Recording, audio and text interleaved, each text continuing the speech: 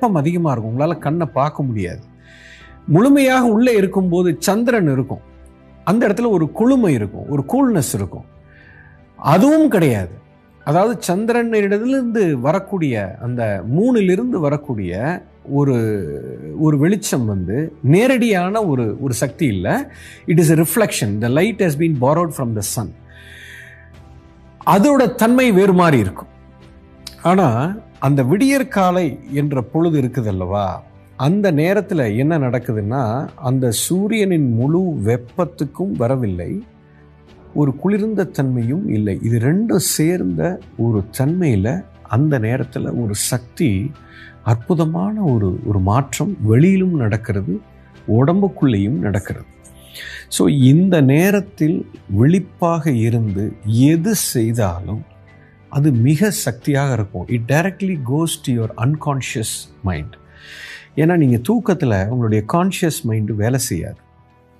அதிலிருந்து நீங்கள் விழிப்புக்கு வரும் பொழுது டீப் இன்சைட் மிகப்பெரிய ஒரு விஷயம் நடக்கும். So it goes directly to your unconscious mind. இப்போது இந்த நேரம் மிக மிக சக்தி வாய்ந்த ஒரு நேரம், அதாவது அந்த சூரிய உதயத்துக்கு முன்னால். இதை காட்டிலும் ஒரு பெரிய சக்தி எப்போ உருவாகுதுன்னா, சரியாக இதிலிருந்து ஒரு 1.5 மணி நேரம் பின்னோக்கி, அதாவது 5:30 அப்படின்னா ஒரு 4 மணிக்கு பிரம்ம முகூர்த்தம் என்று சொல்கிறார்.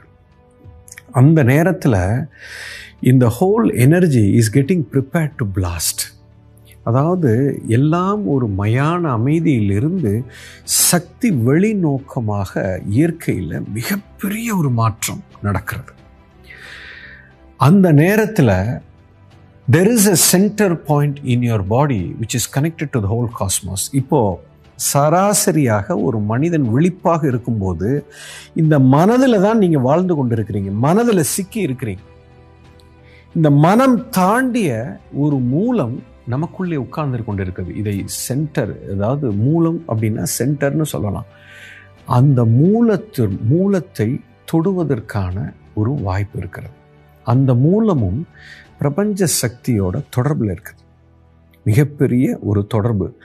அந்த தொடர்பை உணர்வதற்கும் அல்லது அந்த தொடர்பை உணர்ந்து அந்த சக்தியை ஒரு மனிதன் வியாபித்து அதை மேனிஃபெஸ்ட் பண்ணுறதுக்கு உண்டான சூழ்நிலை அந்த நேரத்தில் கிடைக்கிறது. ஏன்னா இயற்கையில் அந்த 1.5 மணி நேரத்திற்கு முன்னால் அந்த 4 மணி, சுமார் 3:45 வச்சுக்கோங்க, அந்த நேரத்தில் இருந்து சுமார் 4:45, 5 மணிக்குள்ள பெரிய ஒரு பிரளயமே இயற்கையில் நடக்கிறது.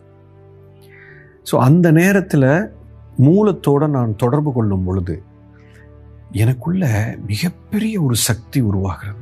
அந்த நேரத்தில் நீங்கள் எது செய்தாலும் அது பல மடங்கு பலன் அளிக்கும்.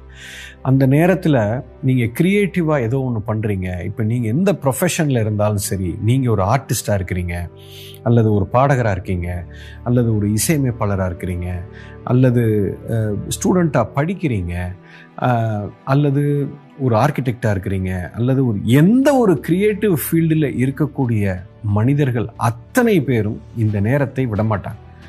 ஏன்னா அந்த நேரத்தில் அந்த சக்தி உங்களுக்கு மேலோங்கி நிற்கும்.